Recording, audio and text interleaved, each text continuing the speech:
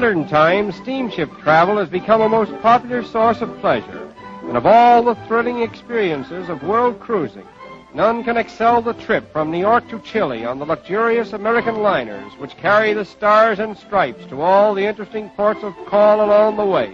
And in addition to providing accommodations and diversified entertainment for their passengers, act as ambassadors of trade and goodwill between the continents of North and South America. The passengers we meet on board represent so many walks of life and hail from so many different countries that they bring to this great pleasure craft an international atmosphere.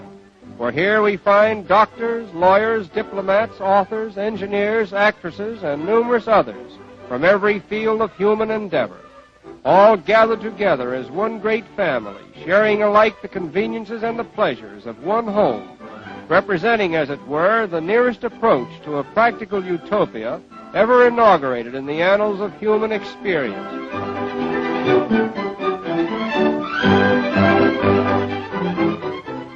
In all our world travels, nothing has brought us greater pleasure or more friends than life on board these luxury liners, and we feel highly indebted to the great steamship companies who have contributed so much to the comfort and pleasure of modern travel and the consequent enlightenment of mankind.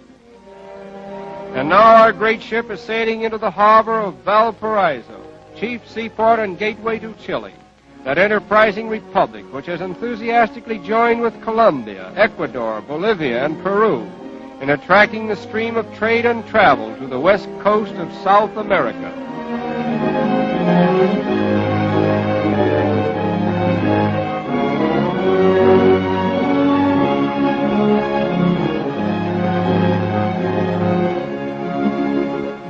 The customary thing to do after arriving at Valparaiso is to drive out to Viña del Mar, a picturesque suburb with a colorful array of hotels and private residences, a golf course, a racetrack, bridle paths, and bathing beaches, all combining to make Viña del Mar one of South America's most popular pleasure resorts.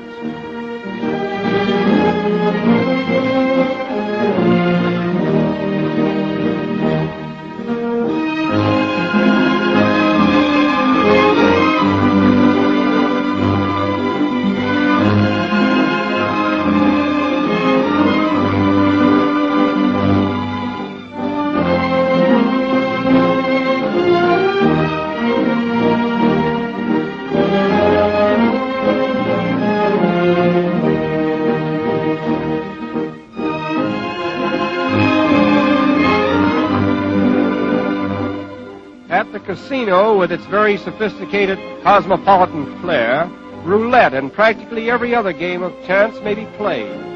This imposing building also contains a library and a ballroom, as well as palatial dining rooms, and a theater which will seat 1,200 persons. Miramar, Cancun, and several other bathing beaches help to make Viña del Mar the Lido of South America, and a happy rendezvous for globetrotters from all parts of the world.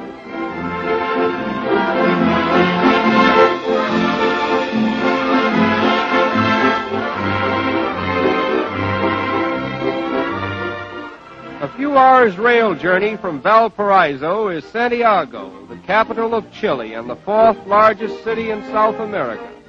A modern metropolis with fine hotels and restaurants, up-to-date shops, bustling office buildings, and the best of modern theaters.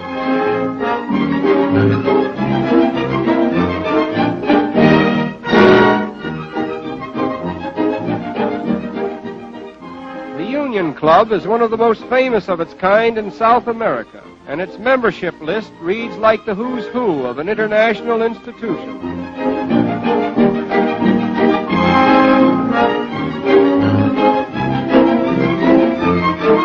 Santiago is noted for its beautiful parks and imposing monuments, one of the most famous of which may be seen at the Parque Forestal. The Alameda de las Delicias is the famous promenade of Santiago, where the younger set of the city enjoy the simple diversion of promenading in romantic settings that are reminiscent of old Spain. Chile is noted for its delicious fruits and wines, often used in preparing a popular native drink known as the Consuela cocktail, consisting of crushed peaches or crushed strawberries and champagne. Vying with the fruits are the flowers of Chile, which grow in profusion and produce an exquisite perfume.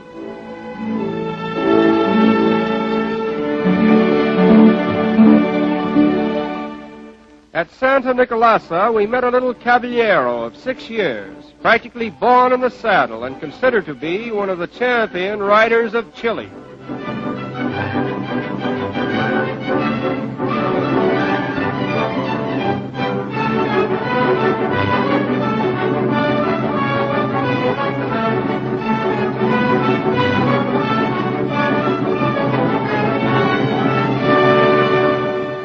Among the early races which were dwelling in Chile at the time the Spaniards arrived were the Araucanian Indians, living in the section south of what is now Santiago.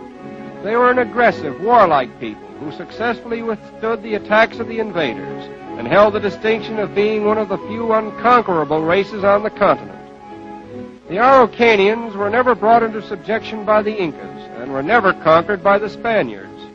Throughout the warfare and invasions taking place in the early history of the continent, they managed to maintain their independence. Today, about 100,000 of these Indians are living in the neighborhood of Temuco, near the Chilean Lake District, calling themselves Mapuches, meaning people of the land. They are a peaceful, dignified people, engaged chiefly in agricultural and industrial pursuits, and are protected by law from exploitation.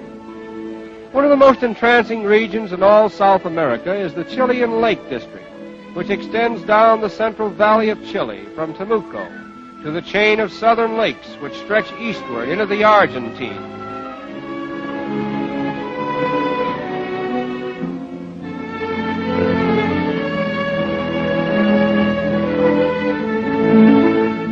Many of the lakes and streams abound in trout and salmon, providing a veritable paradise for the fishermen.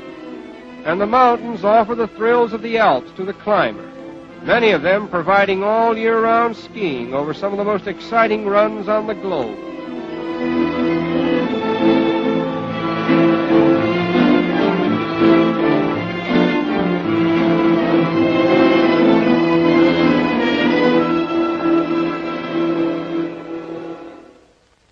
The crowning scene in this beautiful region is the snow-capped volcano, known as Osorno, or the Fujiyama of Chile.